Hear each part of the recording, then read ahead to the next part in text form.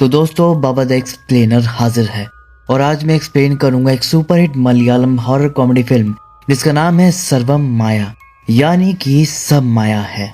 और यहाँ मैं आपको पहले ही बता दूं कि इसमें आप कुछ ज़्यादा तगड़ा हॉरर एक्सपेक्ट मत करना। ये एक लाइट हॉरर कॉमेडी फिल्म है टारगेटेड टू फैमिली ऑडियंस। बाकी इसकी कहानी बहुत अच्छी है, दिल को छूने वाली। तो चलिए अब बिना किसी देरी के जल्दी से वीडियो स्टार्ट करते हैं। तो ये कहानी है प्रबिंदु नाम के लड़के की, जो कि एक इलेक्ट्रिक गिटारिस्ट होता है। एक रात वो अपनी ऑर्केस्ट्रा टीम के साथ एक शो में परफॉर्म कर रहा था और इस शो के बाद इनका अगला कॉन्सर्ट था यूरोप में। तो एक तरफ इनका शो चल रहा था और बाहर जो बस में इनका मैनेजर था वो ये चेक कर रहा था कि सबके वीजा आ गए कि नहीं आ गए। तो 15 में से 14 लोगों के तो वीजा आ गए थे, लेकिन सिर्फ प्रबिंदु का ही नहीं आया था क्योंकि ऑर्गेनाइजर्स ने उसका नाम टूर से हटा दिया था। तो मतलब अब वो नहीं जा रहा था। लेकिन भाई को इसका कोई आइडिया नहीं। वो तो शो खत्म करके आया, बस में बैठा और जैकेट वैकेट ऑर्डर कर रहा था कि यूरोप में पहनूंगा। तो वो जो मैनेजर था वो उसको सच्चाई बताने आता है। पहले तो कहता है कि और भाई क्या चल रहा है। तो ये कहता है अरे वो यूरोप टूर के लिए नई जैकेट ऑर्डर कर रहा था, 1 मिनट जरा ओटीपी डाल लूं। तो ये उसे रोक देता है, भाई रुक जा, ओटीपी मत डाल, तू यूरोप टूर पर नहीं जा रहा। ये कहता है नहीं जा रहा मतलब। तब मैनेजर उसको बताता है कि 15 लोगों के हिसाब से बजट कम पड़ रहा था तो तुझे कट कर दिया है। इसके बाद बस एक ढाबे पर रुकती है, बाकी बात ये लोग वहां करते हैं। पर बिंदु का कहना था कि बजट कम था तो पहले बताना था। अब वो अपने रेंट वाला रूम भी खाली कर दिया क्योंकि 2 महीने तो यूरोप में रहना है, तो यहाँ पर फालतू में रेंट क्यों देता। अब मैनेजर कहता कि उसको भी क्या पता था कि साला एक इन्वेस्टर एंड टाइम पर हाथ खींच लेगा, उसकी वजह से बजट कम पड़ गया। लेकिन फिर मैनेजर प्रबिंदु से कहता है कि अगर वो अपना घर नहीं छोड़ा होता तो ऐसे धक्के नहीं खाता फिरता, बल्कि वो तो इतना कैपेबल होता कि अकेले ऐसे पूरे टूर का खर्चा उठा ले। और अब यहाँ पर यह पता चलता है कि जो प्रबिंदु है वो एक बहुत बड़े पंडितों की फैमिली से बिलोंग करता है। गिटार बजाने से पहले वो भी पंडिताई करता था, उसको सारे कर्मकांड आते थे, जनेऊ वगैरह सब हो रखा था। लेकिन फिर उसकी लाइफ में कुछ ऐसा घटा जिससे भगवान पर से उसकी आस्था खत्म हो गई और ये बन गया नास्तिक। इसलिए फिर वो अपनी पंडिताई छोड़ दिया, घर भी छोड़ दिया और जो उसका पैशन था गिटार बजाना, फिर उसी को अपना प्रोफेशन बना लिया। लेकिन एज अ गिटारिस्ट उसका कुछ खास हो नहीं रहा था। वो एक स्टर्लिंग आर्टिस्ट था, कुछ खास कमाई नहीं हो पाती थी। जबकि प्रबिंदु के जो पिताजी हैं वो बहुत बड़े पुजारी हैं और इसका जो भाई है वो बड़ी बड़ी पूजा करवाता है, वीआईपी पूजा करवाता है, वो भी बाहर विदेशों में।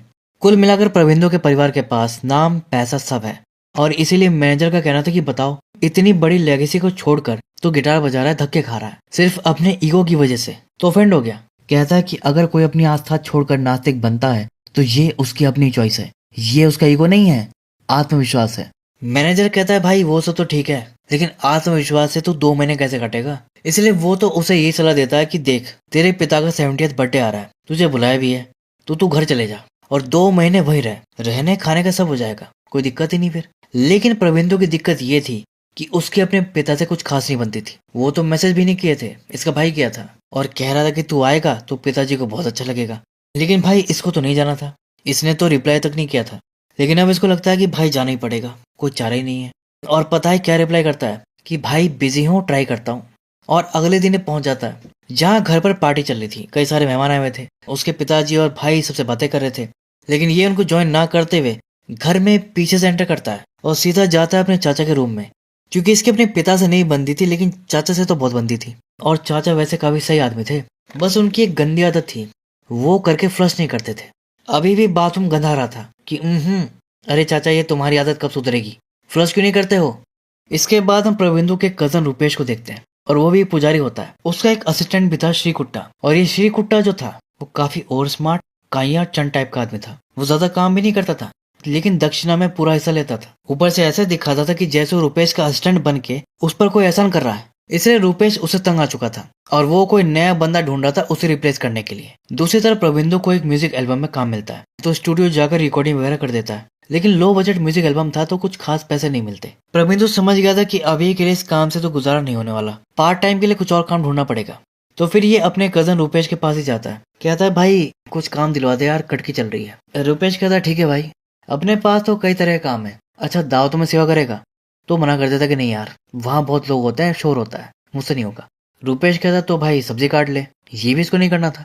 कहता है कि नहीं भाई हाथ कट गया तो गिटार नहीं बजा पाऊंगा। इसलिए वो प्रबिंदु से कहता है कि भाई तू असिस्टेंट बन जा मेरा। लेकिन प्रबिंदु इसे भी मना करने लगता है कि भाई भगवान में अब मेरी आस्था नहीं रही है तो मैं पूजा कैसे कर सकता हूँ। लेकिन फिर अगले दिन उसकी हालत बिल्कुल कंगाल वाली हो गई, अकाउंट 0। तो फिर वो चाचा के पास जाता है कि कुछ पैसे दे दो चाचा। लेकिन चाचा कह देते हैं कि अपने पापा से मांगो। तो अब मजबूरी में ये अपने पापा के पास जाता है कि पापा वो कुछ पैसे चाहिए। पापा पूछते हैं कितने चाहिए, तो ये कहता है कि 200। फिर वो पूछते हैं कि 200 किस लिए चाहिए, तो कहता है कि बस ऐसे ही बाहर टहलने जा रहा हूँ तो चाय वाय भी पी लूंगा। तो पता है उसके पापा क्या करते हैं, पहले से बनी हुई चाय रखी थी बोतल में, वो लेकर आते हैं कि ले भाई चाय, और उसके ऊपर मेहमानों के सामने सुनाते भी हैं कि बताओ आजकल के बच्चे चाय पीने के लिए भी बाहर जाना है। फिर चाचा भी इसकी मौज लेते कि और करवाली बेची थी। वो जानबूझकर उसे भेजते उसके पिता के पास, उन्हें पता था कि यही होगा। और फिर वो उसे समझाते हैं कि देख, तू अपनी जिद के चलते अपने ज्ञान और टैलेंट को वेस्ट कर रहा है, जबकि तू इनसे पैसे कमा सकता है, तो क्यों नहीं कमाता। तब जाकर इसको समझ आती है और फिर वो सीधा जाता है रुपेश के पास और उससे कहता है कि मैं तैयार हूँ। बस फिर क्या था, प्रबिंदु अब फिर से जनेऊ धारण कर लेता है और फिर ये दोनों मिलकर कई सारी पूजाएं करवाते हैं।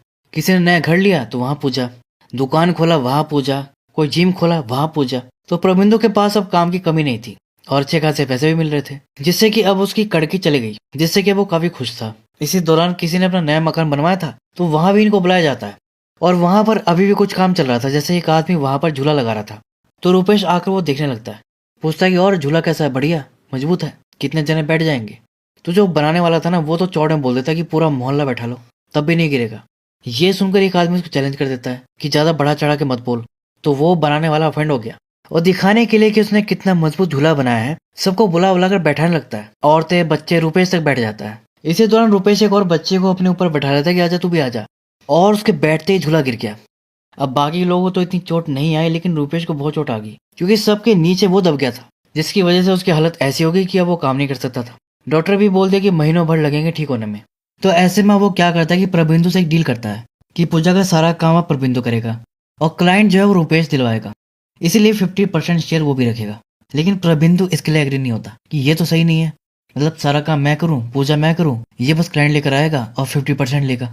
लेकिन देखा जाए तो पलटा रुपेश का ही भारी था, उसके पास लोग थे, कनेक्शन थे और इसकी मजबूरी थी, लेकिन मोल भाव तो कर ही सकता था। तो ये फिर 60% मांगता है और वो मान भी जाता है कि चलो ठीक है 60-40। तो इस तरह इनकी डील हो जाती है और फिर प्रबिंदु अकेले ही सारी पूजाएं करवा रहा था। दक्षिणा का 60% वो रखता था, 40% रुपेश को देता था। साथ साथ उसके म्यूजिक करियर में भी तरक्की मिलने लगी थी। मुंबई का एक बड़ा म्यूजिक डायरेक्टर प्रबिंदु के साथ काम करना चाहता था, वो कभी भी उसे वीडियो सेशन के लिए बुला सकता था। तो प्रबिंदु के लाइफ में सब बढ़िया चल रहा था, पॉजिटिव चल रहा था। और फिर एक दिन उसे रुपेश का कॉल आता है, जो कि उसे बिल्कुल ही अलग तरह की पूजा का काम देता है जो उसने अब तक नहीं किया था, मतलब भूत भगाने की पूजा। कोई 12वीं का लड़का है, उसको कुछ दिक्कत है, कहते हैं कि उस पर भूत आ गया है, तो उसे उतारने के लिए पूजा करनी है। लेकिन प्रबिंदु मना करने लगता है कि यार मुझे इस तरह की पूजा नहीं आती। तो रुपेश कहता है भाई करेगा नहीं तो सीखेगा कैसे, वैसे भी पैसे थोड़े ज्यादा मिल रहे हैं, मना मत कर।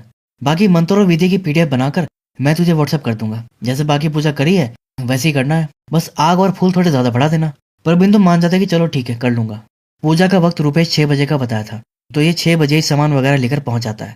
अब उसका जो ऑटो वाला था वो पूछता है कि सर ये इतनी रात को कौन सी पूजा है, कोई देवी की पूजा है? तो ये बताता है कि नहीं, भूत भगाने की। और ये सुनते ही ऑटो वाले की हालत हो गई खराब और तुरंत बिल्डिंग से बाहर निकल गया। वही वेट किया। फिर इधर प्रबिंदु उस लड़के के फ्लैट में जाता है, वहां पर अपना सेटअप वगैरह लगाता है, उसके पिता से बात करता है कि आपने इसे डॉक्टर वगैरह को नहीं दिखाया। तो उसके पिता बताते हैं कि बहुत अच्छे डॉक्टर को दिखाया है, उसकी दवाई भी चल रही है, लेकिन मेरी पत्नी जिद करने लगी कि पूजा भी करवा लो। वैसे मैं नहीं मानता इन सब में। तभी लड़के को उसकी माँ लेकर आती है, उसका नाम था अविनाश और उसे भी गिटार बजाना पसंद था और वो फूडी भी था, खूब खाना वाना खाता था। लेकिन अब ना तो गिटार बजाता है और ना ही ठीक से खाना खा रहा था, बहुत डरा डरा सा रहता है, किसी से आई कांटेक्ट भी नहीं करता है। उसकी माँ बताती है कि इसे कोई लड़की दिखती है जो उसे हर जगह फॉलो करती है। लेकिन प्रविंदु तो इन सब में मानता ही नहीं था, वो तो जैसे सीख वीख के आया था वैसे ही पूजा कर देता है। और पूजा के बाद वो लड़का सच में ठीक हो जाता है, उठकर सबसे बात करने लगता है, कहता है कि बहुत भूख लगी है और ब्रेड निकाल कर खाने लगता है। ये देख अविनाश के माँ बाप तो बहुत खुश हो जाते हैं कि अरे ये तो चमत्कार हो गया। लेकिन प्रबिंदु तो शौक में था कि ये कैसे हुआ, ये सच में काम करता है। तभी फिर वो सब प्रबिंदु की तरफ देखते हैं तो ये तुरंत आंख बंद कर लेता है, एक्टिंग करने लगता है जैसे पूरे ध्यान के साथ पूजा कर रहा है। और फिर ये सब जब वो रुपेश को बताता है तो वो कहता है देखा मैंने जो तुम्हें मंत्र और विधि बताई थी ये उसका कमाल है। लेकिन प्रबिंदु कहता है अरे छोड़ो, वो पहले ही डॉक्टर को दिखा चुके थे, मुझे लगता है कि दवा का असर अब हुआ होगा। खैर अब जो भी हो, वो लड़का तो पूरी तरह ठीक हो गया था। लेकिन अब प्रबिंदु के साथ अजीब चीजें होना शुरू हो जाती हैं। अगली सुबह उसे ऑटो वाले का कॉल आता है, वो उसके लिए मूर्तियां खरीद रहा था और व्हाट्सएप करके पूछ रहा था कि कौन सी लेनी है। प्रबिंदु कहता है कि ये छोटी वाली ले लो। फिर ऑटो वाला पूछता है कि अच्छा ये आपकी डीपी में चाइनीज लड़का कौन है? प्रबिंदु कहता है चाइनीज लड़का? वो डीपी देखता है तो वो कोई कोरियन सिंगर था, वो सोच में पड़ जाता है कि यार ये डीपी कैसे बदल गई मेरी अपने आप। खैर उसके पूजा का टाइम हो रहा था तो निकल जाता है और अपना अच्छे से पूजा करवा कर दक्षिणा लेकर ऑटो में निकल ही रहा था कि तभी वो जो रुपेश का पुराना असिस्टेंट था ना, बदमाश सा, वो आता है और प्रबिंदु से कहता है कि अच्छा तो तू है जो रुपेश के साथ काम कर रहा है। पहले मैं करता था, देख पूजा तो तू ठीक से कर ले रहा है, लेकिन मैं जानता हूँ कि तू नास्तिक है और अभी तो सिर्फ मैं जानता हूँ, लेकिन जब लोगों को ये पता चलेगा कि एक नास्तिक उनके यहाँ पूजा करवा रहा है, दक्षिणा ले रहा है, तो भाई बहुत पिटेगा तू। समझ रहा है मैं क्या कह रहा हूँ? और मेरा मुंह बंद रखना चाहता है तो मुझे भी कट देना पड़ेगा।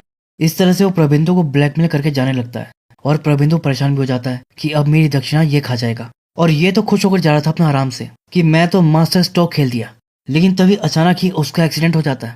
वो स्कूटी लेकर दुकान में घुस जाता है और बस बाल बाल ही बचाता मरने से, अपंग होने से।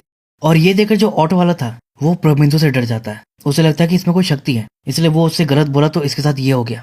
तो प्रबिंदु से कहता है कि पंडित जी मुझसे कभी अनजाने में गलती हो गई हो तो मुझे माफ कर दीजिएगा। लेकिन प्रबिंदु के लिए ये बस एक कोइंसिडेंस था। लेकिन फिर इसके बाद प्रबिंदु के घर एक डिलीवरी बॉय आता है पार्सल लेकर, लेकिन प्रबिंदु कहता है कि मैंने तो कुछ मंगाया ही नहीं, लगता है आप गलत जगह आ गए। लेकिन डिलीवरी बॉय कहता है कि नाम और घर का एड्रेस तो आपका ही है। प्रबिंदु देता है कि हाँ भाई नाम और एड्रेस तो मेरा ही है, लेकिन जब पीछे पैकेट पर लोगो देखता है तो कहता है कि ये ऐप तो मेरे फोन में है ही नहीं। कहता है कि नहीं ये मेरा ऑर्डर नहीं है, लेकिन उसके फोन में ओटीपी आ रही थी। बाद में फोन देखा तो वो ऐप उसके फोन में था और वो कोई लेडीज कुर्ती थी। प्रबिंदु को ये सब बहुत अजीब लगता है क्योंकि ना तो वो ये ऐप इंस्टॉल किया था, ना ही वो ऑर्डर किया था, और कुर्ती क्यों ऑर्डर करेगा वो। इससे भी अजीब बात ये थी कि इसकी पेमेंट भी हो रखी थी और वो भी इसी के क्रेडिट कार्ड से। खैर फिलहाल तो ऑर्डर रख लेता है कि इसे रिटर्न करके रिफंड ले लूंगा। फिर इसके बाद चाचा नोटिस करते हैं कि वो बहुत देर से फोन लेकर बैठा था। वो पूछता है कि मैं कब से तुझे देख रहा हूँ, फोन में ही घुसा पड़ा है। तो वो कहता है कि अरे पता नहीं मेरे फोन में कैसे कैसे ऐप पड़े हैं, चाइनीज पाइनीज, बताओ खुद से डीपी चेंज हो जा रही है, ऑर्डर लग जा रहे हैं, अपने आप पेमेंट हो जा रही है, इसीलिए सब फालतू ऐप हटा रहा हूँ। उसके चाचा कहते हैं कि अरे तो फिर नुकसान हो गया। प्रबिंदु कहता है कि नहीं वो रिटर्न के लिए डाल दिया है मैंने, तो रिफंड मिल जाएगा। तो अब सारे फालतू ऐप हटाकर प्रबिंदु अपना सोने चला जाता है और फोन को बेड के साइड में जो टेबल था उस पर रख देता है और सो जाता है। लेकिन फिर उसे कुछ आवाज आती है तो आंख खोलकर देखा तो उसका फोन गायब था। वो सोचता है कि अरे मेरा फोन कहाँ गया, और फिर उठ के देखा तो रूम में एक लड़की बैठी थी उसका फोन लेकर। वो उसका फोन चला रही थी और प्रबिंदु को देखकर हाय करती है और कहती कि मैं फिर आऊंगी, और गायब हो जाती है। प्रबिंदु हैरान हो जाता कि ये क्या था, वो लड़की कौन थी, एकदम से गायब कैसे हो गई।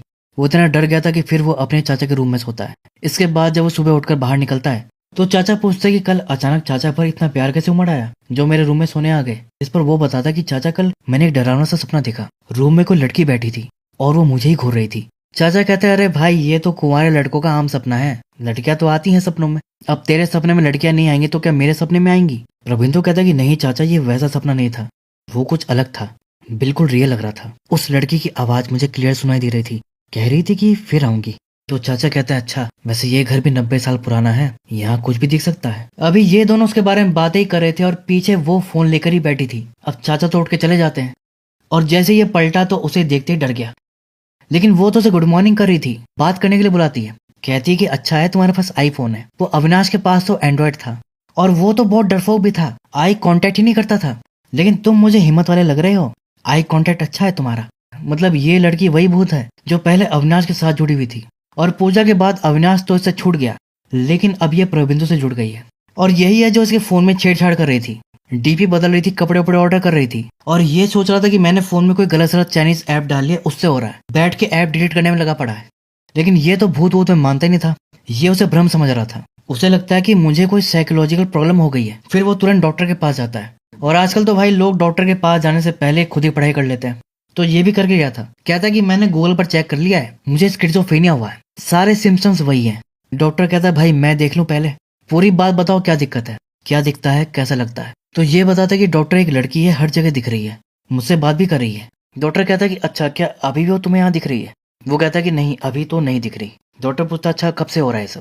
तो ये सारी बात बताता है कि पहले ये प्रॉब्लम एक लड़के को थी, उसको कोई लड़की दिखती थी, मैं उसके यहाँ पूजा करने गया था, पूजा से वो तो ठीक हो गया, लेकिन अब मेरे साथ वो सेम प्रॉब्लम हो रही है, मुझे भी कोई लड़की दिख रही है। डॉक्टर कहता है कि हाँ तो जैसे तुमने पूजा करके उस लड़के को ठीक कर दिया, वैसे ही पूजा करके तुम भी खुद को ठीक कर लो। तो ये कहता है कि नहीं डॉक्टर मेरी तो आस्था ही नहीं भगवान पर, मैं तो नास्तिक हूँ। डॉक्टर चौंक जाता है कि अरे तो फिर तुम ये सब पूजा कैसे कर रहे हो। जिस पर वो डॉक्टर को सारी बात एक्सप्लेन करता है कि क्योंकि वो पंडितों की फैमिली से है तो उससे भी सब कर्म कांड आते हैं, 20 साल तक तो वो भी सब किया है, लेकिन फिर बाद में उसकी आस्था टूट गई तो सब छोड़ दिया, घर भी छोड़ दिया और गिटारिस्ट बन गया। लेकिन उससे कमाई इतनी हो नहीं रही और फिर पैसे की थोड़ी दिक्कत आ गई, तो इसीलिए अब वो ये काम कर रहा है कुछ टाइम के लिए। डॉक्टर उसकी सारी बात सुनता है और फिर पूछता है कि अच्छा ये बताओ कि तुम्हारी आस्था क्यों टूटी। तब वो यहाँ पर वो इंसिडेंट बताता है जिसकी वजह से वो नास्तिक बन गया। तो हुआ ये था कि एक बार वो अपनी पूजा में लगा हुआ था और तभी इसकी माँ इसको आवाज लगा रही थी, लेकिन ये नहीं किया कि पहले पूजा खत्म कर लूं, फिर माँ की बात सुनूंगा कि क्या कह रही है। और फिर जब ये पूजा खत्म करके गया तो इसकी माँ खत्म हो गई थी, उनको कार्डियक अरेस्ट हुआ था। और ये कहता है कि बस उस दिन से इसका भगवान और पूजा पर से मन उठ गया। डॉक्टर कहता है कि अब मैं सब समझ गया, ये जो तुम्हारा पुराना ट्रॉमा और गिल्ट है ना, इसी की वजह से हो रहा है सब। और फिर वो उसे कुछ दवाइयां बताता है कि इससे ठीक हो जाएगा। बस फिर क्या था, दवाई लेकर प्रभेंदु अपने घर चला जाता है, सोने से पहले दवाई खाता है और फिर चेक करने जाता है कि अब वो लड़की तो नहीं दिख रही कहीं। तो बेड के नीचे चेक करता है तो वहां कुछ नहीं दिखता, अलमारी के अंदर देखता है वहां भी नहीं दिखती, बाथरूम में देखता है वहां भी कुछ नहीं दिखता। तब जाकर ये रिलैक्स हो जाता है कि चलो सही है, अब वो नहीं दिख रही, मतलब दवाई काम कर रही है। फिर वो आराम से सो जाता है। लेकिन फिर कुछ टाइम के बाद उसे झूले की चूं चूं सुनाई देती है, जैसे कोई झूला झूल रहा हो। तो वो उठ जाता है और सोचता है कि यार इतनी रात को झूले पर कौन बैठा है। फिर जाकर देखा तो वही भूत झूले पर बैठी थी इसका फोन लेकर और रील देख रही थी उसमें। और इसे देखकर कहती कि अरे तुम तो उठ गए, देखो मेरा तुम्हें डिस्टर्ब करने का कोई इरादा नहीं था, इसलिए मैं चुपचाप आकर यहाँ बैठ गई थी। अब प्रविंदु को तो लगता है कि वो फिर कोई सपना देख रहा है। वो अपना गाल थपथपाने लगता है कि उठ जा भाई, सपना है। तो वो कहती कि नहीं नहीं रिलैक्स हो जाओ, ये कोई सपना नहीं है, देखो अभी घड़ी में 1:40 हो रहे हैं, तुम्हारे चाचा अभी वॉशरूम होकर गए हैं और हर बार की तरह फ्लश करना भूल गए हैं। कोई बात नहीं, मैं कर देती हूँ। और फिर वो अपनी पावर से खड़े खड़े यहीं से फ्लश वाला बटन दबा देती है और प्रविंदु को फ्लश की आवाज सुनाई देती है। फिर वो कहती कि अच्छा अब ये बल्ब जलाकर दिखाऊं। फिर वो चुटकी बजाकर उसे जलाती है, लेकिन बल्ब जलते ही फूट जाता है। तो ये कहती अरे गड़बड़ हो गई, वो क्या है ना कि अभी नहीं होना तो सीख रही हूँ। इतने में इसके चाचा उठ के आ गए कि क्या फूटा। और फिर वो ध्यान दिया कि चाचा इस लड़की को नोटिस क्यों नहीं कर रहे। तो ये उसको बताती कि अरे वो मुझे नहीं देख सकते, ये देखो। वो शॉक्ड रह गया कि ये कैसे पॉसिबल है। तभी चाचा उसे फिर पूछते हैं कि बताएगा क्या फूटा है। तो ये बताया कि वो बल्ब फूट गया, शायद वोल्टेज की गड़बड़ी से। चाचा कहता है ओह अच्छा अच्छा ठीक है चलो कोई नहीं। फिर वो चले गए सोने। और अब तक तो ये समझ गया था कि ये कोई भ्रम नहीं है, क्योंकि बल्ब सच में फूटा है और चाचा ने उसकी आवाज भी सुनी है। और इसलिए वो सीधा उससे बात करता है, उससे पूछता है कि तुम हो कौन, क्या हो तुम। तो ये कहती कि देखो आई हेट टू से this but I am a ghost. अब ये सुनती हो धीरे से 2 कदम पीछे लिया और फिर एकदम से भागा दरवाजा बंद करके। अगले दिन फिर वो रुपेश को बुला लिया और सब बता दिया कि भाई एक लड़की का भूत मेरा पीछा नहीं छोड़ रहा, अभी भी वो मेरे रूम में है, मैंने उसे यहाँ बंद कर रखा है। रुपेश कहता अच्छा वो यहाँ अंदर रूम में है, चलो ठीक है दिखाओ मुझे। लेकिन जब वो दरवाजा खोला तो वहां पर कोई नहीं था। प्रबिंदु कहता कि लगता है चली गई, लेकिन वो फिर आएगी मुझे यकीन है। तो रुपेश अब क्या करता है कि प्रबिंदु के लिए वो भूत भगाने वाली पूजा करता है।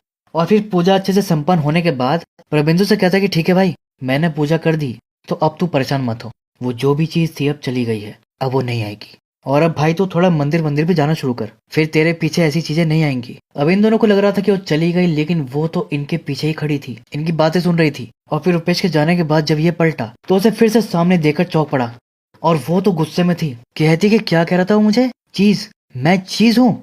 ये देखा कि भूत तो बिगड़ गई भाई, भाग लो। तो ये भागने लगा, लेकिन तभी दरवाजा खटाक से बंद हो गया। ये और डर गया, हाथ जोड़ लिया कि प्लीज मुझे कुछ मत करो। लेकिन वो उसे कुछ नहीं करती, वो तो बस ये कहती है कि तुम बिना बात के कहाँ जा रहे हो, क्या तुम ऐसे ही भागते रहोगे। अच्छा ये बताओ कि हॉरर मूवी में जैसा भूत करते हैं क्या मैंने तुम्हारे साथ किया, क्या कभी मैंने तुम्हें डराया या कोई नुकसान पहुंचाया, हाँ या ना, बोलो। वो कहता कि नहीं। तो वो कहती कि ओह जीसस तो फिर क्यों डर रहे हो मुझसे, पता है मेरे लिए कितना मुश्किल है, मुझे ऐसे बार बार गिल्टी फील होती है। अब उसके मुंह से ओह जीसस सुनते ही वो समझ गया कि अच्छा तो ये क्रिश्चियन है। बस फिर क्या था, अब वो दुकान पर जाता है क्रॉस लेने, वहां पर बहुत सारे क्रॉस थे, सोच रहा था कि कौन सा लूं। और तभी वो भूत वहीं पर आ गई। तो ये तुरंत एक क्रॉस निकाल लेता है और उसे दिखाता है, तो वो पीछे होने लगती है। तो उसका कॉन्फिडेंस बढ़ जाता है, फिर ये आगे होने लगता है, लेकिन फिर वो रुक जाती है और खुद ही उसके हाथ से क्रॉस ले लेती है कि लाओ इधर लाओ। और कहती कि क्या तुम्हें अब भी समझ नहीं आ रहा, यहाँ चारों तरफ क्रॉस है देखो, फिर भी मैं यहाँ खड़ी हूँ। अरे गॉड को मुझसे कोई प्रॉब्लम होती तो मैं अब तक गायब ना हो जाती। देखो सच बताऊं तो मुझे नहीं पता कि मैं भूत कैसे बनी और मैं इसमें से कैसे निकलूं। अरे मुझे तो अपना नाम तक याद नहीं, मैं कौन हूँ, मैं क्या थी, मुझे कुछ नहीं पता। इतने में तभी प्रविंदु को स्टूडियो से कॉल आता है। उसको पता चलता है कि मुंबई से वो जो म्यूजिक डायरेक्टर इसके साथ काम करना चाहता था, आज वो इसके साथ वीडियो सेशन करेगा, तो 6 बजे वो स्टूडियो आ जाए। और वो भूत ने भी सुन लिया था और वो तो बधाई दे रही थी कि बधाई हो, लेकिन ये बदले में उसे थैंक यू भी नहीं बोला, ऐसे ही चल दिया। जिससे वो बहुत दुखी हो जाती है। मतलब कि वो बहुत अच्छी है, एक गुड सोल है। यही वो प्रबिंदु को कब से समझाना चाह रही है, लेकिन वो समझ नहीं रहा। वो तो बस उससे डर रहा है, भाग रहा है और बस उससे पीछा छुड़ाना चाह रहा है। जबकि इसका कहना है कि ये तो खुद परेशान है, वो जानबूझकर उससे नहीं जुड़ी है, इसलिए अब वो उसे कुछ नहीं कहती। वो अपना बस में जा रहा होता है और ये उससे दूर बैठी थी चुपचाप। फिर स्टूडियो तक पहुंचकर वो नोटिस करता है कि अब वो नहीं दिख रही थी। खैर, अब डायरेक्टर से इसकी वीडियो कॉल पर बात होती है और वो प्रबिंदु को एक धुन बजाने के लिए देता है, तो ये बजा के सुना देता है। लेकिन डायरेक्टर को मजा नहीं आता, तो फिर ये उसी धुन की कई वेरिएशन ट्राई करता है। लेकिन डायरेक्टर संतुष्ट नहीं हो रहा था और उसकी बेइज्जती करने लगता है कि भाई क्या कर रहा है, ऐसे बजाने वाले तो हमारे पास बहुत है। तभी अचानक वो भूत स्टूडियो में आ जाती है और वो प्रबिंदु की मदद करती है, उसको एक अलग वेरिएशन बताती है। प्रबिंदु वही बजा के सुना देता है और वो डायरेक्टर को इतना पसंद आ जाता है कि वो उसको सीधा मुंबई बुला लेता है रिकॉर्डिंग के लिए। तब जाकर प्रबिंदु के चेहरे पर मुस्कान आई, बहुत भी खुश हो गई, क्योंकि इस बहाने से उसे एक बात तो पता चल गई कि उसे म्यूजिक की समझ है, म्यूजिक से उसका कनेक्शन है। क्योंकि इससे पहले वो अविनाश से जुड़ी थी, वो भी गिटार बजाता था और फिर उससे छूटी तो इससे जुड़ गई और ये भी म्यूजिक से जुड़ा हुआ है। कहती कि मतलब म्यूजिक हम तीनों को जोड़ती है। फिर ये दोनों बैठकर म्यूजिक के बारे में बातें करने लगते हैं और आखिरकार दोनों की दोस्ती हो जाती है, इतनी कि दोनों एक दूसरे का निकनेम भी रखने लगते हैं। भूत तो कहती है कि वो उसे प्रभा बुलाएगी, लेकिन अब प्रबिंदु उसको क्या बुलाए। अब उसको भूत कहलवाना तो पसंद नहीं था, नाम उसका क्या था उसको याद ही नहीं, तो इसीलिए वो खुद को डेलुलु नाम दे रखी थी, मतलब डिल्यूजन। और इसीलिए वो प्रभा से कहती है कि आज से वो उसे डेलुलु ही बुलाए। तो वो कहता है कि ठीक है डेलुलु। अब वो सोच रहा था कि भूत से दोस्ती के क्या क्या फायदे हैं ये भी जान लो। वो कहता है अच्छा डेलुलु, तुम और क्या क्या कर सकती हो। वो मुझे 500 की जरूरत है, दे सकती हो। तो अफेंड हो जाती है, ओ हेलो, मैं कोई बोतल से निकली हुई जिन नहीं हूँ। हाँ, कुछ छोटी मोटी चीजें मैं कर सकती हूँ, जैसे उस दिन वो आदमी तुम्हारे साथ बदतमीजी किया तो मैंने उसका एक्सीडेंट करवा दिया। मतलब वो जो रूपेश का पुराना असिस्टेंट था उसका एक्सीडेंट ये करवाई थी। और इस पर इसका रिएक्शन कुछ ऐसा होता है। Oh my God. अच्छा, डेलो यहाँ पर ये कहती कि मुझे अपने दोस्त अपने फैमिली वालों के बारे में कुछ याद नहीं, बस एक बात याद है कि मेरे मरने से पहले किसी ने कहा था कि हाँ, मतलब कोई चाहता था कि मैं मर जाऊं। मतलब जो बात सबसे दुख देने वाली थी वही बात बेचारी को याद थी। खैर, डेलोलो ने प्रविंदु का इतना बड़ा काम करवा दिया था, तो अब उसका भी फर्ज बनता है कि वो भी उसकी मदद करे। तो क्या करता है, डेलोलो को कई सारे कब्रिस्तान लेकर जाता है कि शायद वो अपनी कब्र पहचान ले या कोई नाम देखकर उसे अपना नाम याद आ जाए। लेकिन उसे कुछ याद नहीं आता, तो ये आइडिया फ्लॉप हो जाता है। फिर एक शाम दोनों एक मेले में घूमने जाते हैं, वहां पर थोड़ी बहुत मस्ती करते हैं और फिर नदी किनारे बैठकर बातें करने लगते हैं। इसी दौरान प्रबिंदु कहता है कि अच्छा डेलुलु, क्या तुम इंसानों को छू सकती हो। तो वो कहती कि हाँ मैं कर सकती हूँ। और इसके अगले ही पल प्रबिंदु के फेस पर एक हल्का सा हवा का झोंका सा महसूस होता है और डेलुलु बताती है कि ये है उसका टच। फिर वो कहता है कि लाओ फोन लाओ, देखता हो कि तुम्हारी फोटो भी आती है कि नहीं। लेकिन वो कैमरे में नहीं दिख रही थी, उल्टा उसमें दूर खड़े कुछ नशेड़ी लड़के दिख जाते हैं जो वहां पर ड्रग्स की लेन देन कर रहे थे। और वो लोग इसको देखकर समझते हैं कि ये उनकी वीडियो बना रहा है, तो भड़क गए, उसको अपने पास बुलाते हैं कि इधर आ। लेकिन ये नहीं जाता है, डर जाता है। तो फिर वही इसके पास में आ जाते हैं कि क्या बे, वीडियो बना रहा है हमारी। प्रविंदु कहता है कि नहीं बेटा, मैंने कुछ रिकॉर्ड नहीं किया, ये लोग गैली देख लो। तो वो लड़का उसका फोन छीन लेता है। डेलुलु कहती कि अरे ये तुम क्या कर रहे हो, अपना फोन वापस लो उससे। प्रविंदु कहता है देखो बेटा, मैं इस तरह के मामलों में नहीं पड़ता हूँ, मैं तो तुम्हें जानता तक नहीं, लाओ मुझे फोन वापस कर दो। लेकिन वो नहीं देता और डेलुलु प्रभा से कहती कि ये तुम क्या कर रहे हो, अरे ये लोग बहुत बदतमीज है, मारो इनको। लेकिन ये तो उनसे प्यार से ही बात कर रहा था, जिसका कि उन लड़कों पर कोई असर नहीं पड़ रहा था। और फिर वो लड़का उसका फोन फेंकने लगता है, लेकिन अचानक बीच में रुक जाता है, पॉज हो जाता है। और ये किया था डेलुलु ने। अब ये लड़का तो पुतला बन गया और बाकी सारे इसे देखकर शौक में पुतला बन गए, मतलब चुपचाप खड़े रह गए। और प्रविंदु तो अपना फोन लिया और डेलुलु के साथ निकल गया। फिर कुछ सेकंड्स के बाद ही वो लड़का नॉर्मल हो जाता है और पूछता है कि क्या हुआ था, मुझे लगता है नशे का असर था। अच्छा, वो आदमी कहाँ गया। तो ये लोग बताते हैं कि वो तो फोन लेकर चला गया, अभी ज्यादा दूर नहीं गया होगा। फिर ये सब भागते हैं उसे पकड़ने के लिए। अगले ही पल सब प्रभा के पीछे थे और वो डर के मारे तेज तेज चलने लगता है, जिस पर डेलुलु कहती कि अरे तुम उनसे भाग क्यों रहे हो, मारो इनको, क्या तुम जिंदगी भर ऐसे डरते रहोगे। ये कहता है कि नहीं। तभी एक लड़का उस पर अटैक करने आता है, तो फिर ये दिया उसको खींच के, वो गया नीचे पानी में। फिर बाकी लड़के से लड़ने आए, तो ये लुंगी उठाया और बाकी सबको पेल दिया, अच्छे से कुटाई कर दिया। और लास्ट में उनके लीडर को पकड़ के समझाया कि आज के बाद तुम लोग यहाँ पर कोई भी गलत काम करते हुए दिख मत जाना मुझे। जिस पर वो लड़का सॉरी बोलकर भाग जाता है कि अब नहीं करेंगे। और डेलुलु खुश होकर उसके लिए क्लैप करती है कि वाह, तुमने तो आज कमाल कर दिया। और इन सब के बाद प्रविंदु जो है मुंबई निकलने की तैयारी करता है। डेलुलु भी उसके साथ ही जा रही थी ऑब्वियसली। तो फ्लाइट के अंदर प्रविंदु अपनी सीट पर बैठा था, उसके बगल में एक लड़की बैठी थी। रही बात डेलुलु की, तो उसे साइड में खाली सीट मिली थी, वहीं बैठ गई। तभी कुछ टाइम के बाद प्रविंदु के बगल में जो लड़की बैठी थी वो उससे कहती कि मुझे याद आ गया, मैं बेंगलोर में थी। प्रबिंदु कहता है तो फिर आप गलत फ्लाइट में बैठ गई, ये फ्लाइट तो मुंबई जा रही है। तो लड़की कहती कि अरे प्रभा, ये मैं हूँ डेलुलू। अब दूर से तो बात कर नहीं सकती थी क्योंकि वहां से वो बोलती और ये यहाँ से उसको रिप्लाई करता तो अजीब लगता, इसलिए बात करने के लिए वो इस लड़की को ही पसंद कर ली और कहती कि मुझे याद आ गया है, मैं कोची एयरपोर्ट से बेंगलोर जाया करती थी। प्रबिंदु कहता कि अच्छा, इसके आगे कुछ और याद आ रहा है? वो कहती कि नहीं, और कुछ याद नहीं आ रहा। प्रबिंदु कहता कि चलो कोई नहीं, धीरे धीरे सब याद आ ही जाएगा और फिर तुम्हें मुक्ति मिल जाएगी, चलो बढ़िया है। डेलुलू कहती कि मैं चली गई तो तुम्हें मेरी याद नहीं आएगी? वो कहता कि पता नहीं, लेकिन सबसे इंपॉर्टेंट बात है तुम्हारी मुक्ति। जिस पर वो नाराज होकर बैठ गई, मुंह फुला ली। तो फिर ये उसको छेड़ने लगता है, कंधे पर उंगली से पोक करने लगता है, जिस पर वो उसे अजीब तरह से देखती है और वो कहता है कि अरे मैं तो कह रहा था कि तुम्हें बहुत मिस करूंगा। वो कहती मतलब? और फिर ये पता चलता है कि डेलुलू तो साइड में बैठी थी, कहती कि सॉरी, अचानक कनेक्शन टूट गया। मतलब डेलुलू पहले उस लड़की की बॉडी से निकल गई थी और ये उसे डेलुलू समझकर उसे मस्ती कर रहा था, तो फिर इसे उसे सॉरी वॉरी बोलना पड़ गया। दूसरी तरफ मुंबई में हम सादिया नाम की लड़की को देखते हैं जो कि काफी दुखी होती है क्योंकि उसका अपने बॉयफ्रेंड के साथ ब्रेकअप हो जाता है और वो अमेरिका चला जाता है।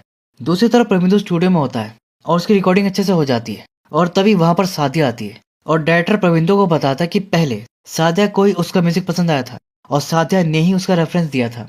अच्छा, सादिया प्रबिंदु से पूछती कि तुमने खाना खाया, तो वो कहता कि नहीं। तो फिर वो उसे मुंबई का फेमस पाव भाजी खिलाने ले जाती है और डेलुलू भी इनके साथ ही होती है। यहाँ सादिया प्रबिंदु की काफी तारीफ कर रही थी कि मैं तो बड़े बड़े बैग लेकर आई थी, सोचा था कि रिकॉर्डिंग रात तक चलेगी, लेकिन तुमने तो कमाल कर दिया, बहुत जल्दी काम निपटा दिया।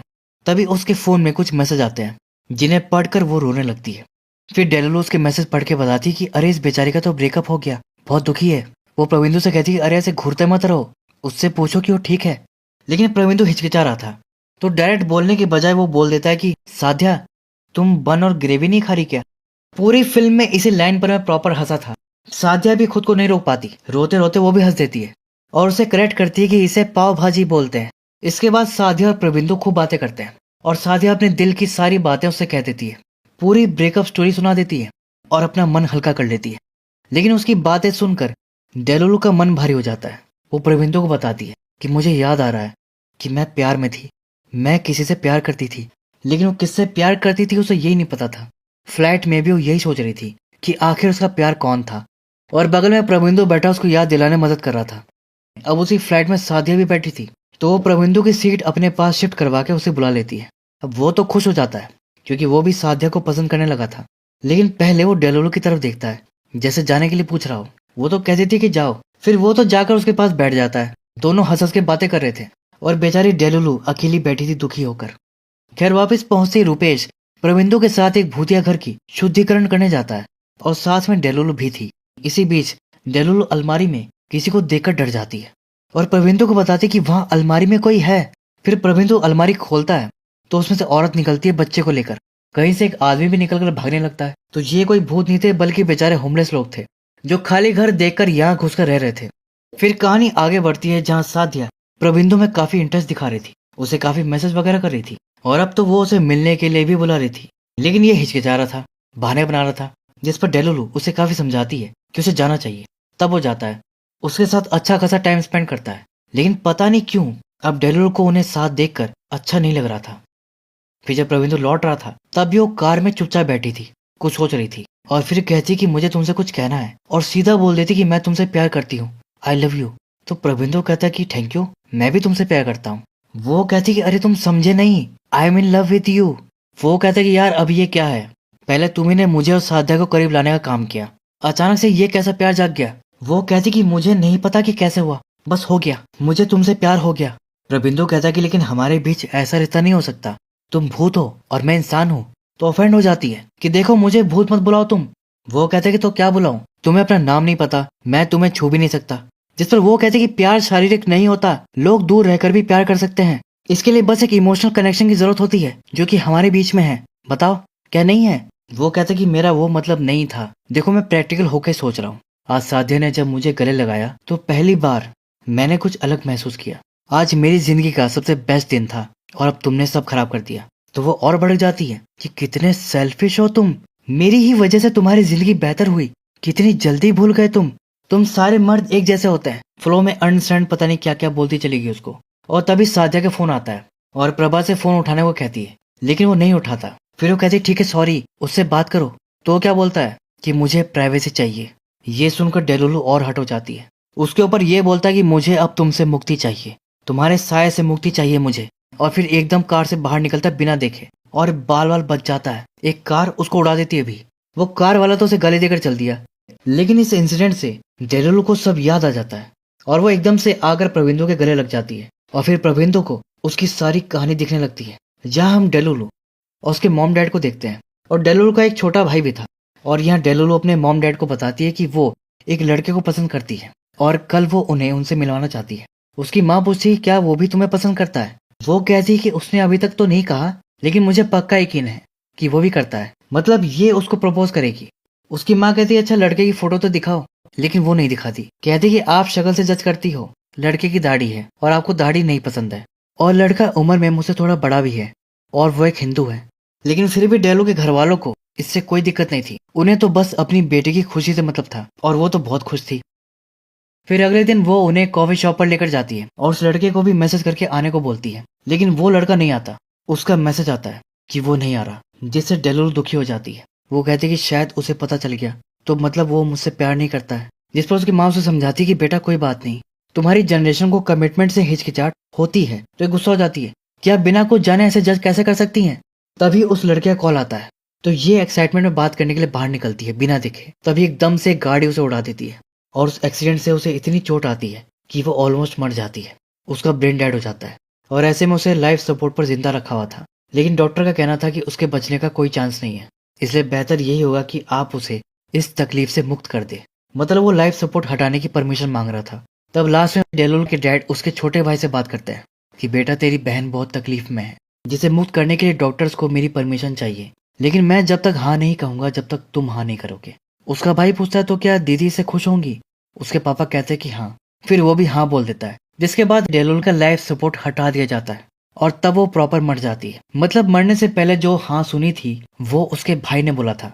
रही बात कि वो अविनाश से कैसे जुड़ी थी, तो जो अविनाश था वो उसके भाई के स्कूल में पढ़ता था, वही उसको स्कूल से हॉस्पिटल लेकर गया था और शायद यहीं से डेलुल की आत्मा से जुड़ी होगी। और इनके कनेक्शन का रीजन क्या था, म्यूजिक।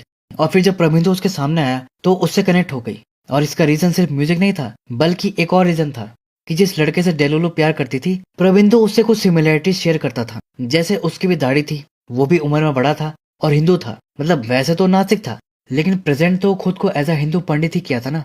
ये वो मेन रीजन था जिससे कि वो अविनाश से डिस्कनेक्ट होकर तुरंत इससे कनेक्ट हो गई थी। और तब उसे रीजन नहीं पता था, लेकिन फाइनली अब उसे सब याद आ गया था। वो अपने पापा मम्मी भाई सबका नाम बताती है और प्रबिंदु से पूछता है कि तुम्हारा नाम क्या है, तो वो कहती है कि डेलुलु। वो कहता है कि अपना असली नाम बताओ, तो फिर कहती है कि डेलुलु मतलब डेल्यूजन, मतलब कि माया, माया मैथ्यूज। और इसी के साथ वो चली जाती है, गायब हो जाती है।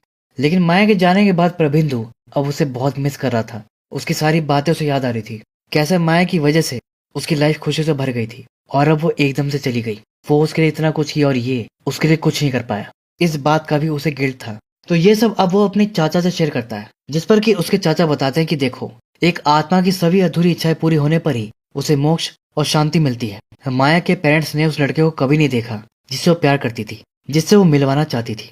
लेकिन प्रबिंदु को भी नहीं पता था कि वो लड़का कौन है। खैर जो भी हो, प्रबिंदु उससे कुछ सिमिलरिटीज तो शेयर करता था और इससे वो समझ जाता है कि अब उसे क्या करना है। माया ने उसको बताया था कि उसके पिता का नाम विनोद मैथ्यूज है। कुट्टी काना में उनका मैजिक हिल प्लांटेशन है, जिसकी हेल्प से वो माया का एड्रेस पता कर लेता है। उसके घर जाता है, वहाँ उसकी माँ मिलती है, कहता है कि माया का दोस्त है, उनसे माया के बारे में बातें करता है। इसी बीच उसकी माँ ये कहकर चली जाती है कि मैं पीने के लिए कुछ लेकर आती हूँ। और फिर यह माया की फोटो देखता है वहां पर और बहुत ही प्यार से दिख रहा था। तभी पीछे से उसकी माँ आती है और ये नोटिस कर लेती है और उन्हें लगता है कि माया जिससे प्यार करती थी ये वही तो नहीं, क्योंकि वो बताई थी कि उसकी दाढ़ी थी, उम्र में थोड़ा बड़ा था और हिंदू था। इसलिए वो उससे पूछती है कि जिस लड़के से माया प्यार करती थी वो तुम ही थे ना प्रबिंदु। और ये बोल देता है कि हाँ।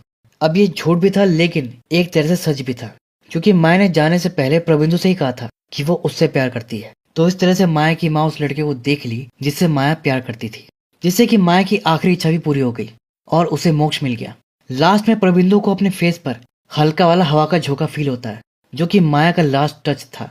इसके बाद हम देखते हैं कि वो लाइफ में काफी आगे बढ़ चुका था और एक बड़े कॉन्सर्ट में वो परफॉर्म कर रहा था। और इसी के साथ ये फिल्म यहीं पर दी एंड हो जाती है।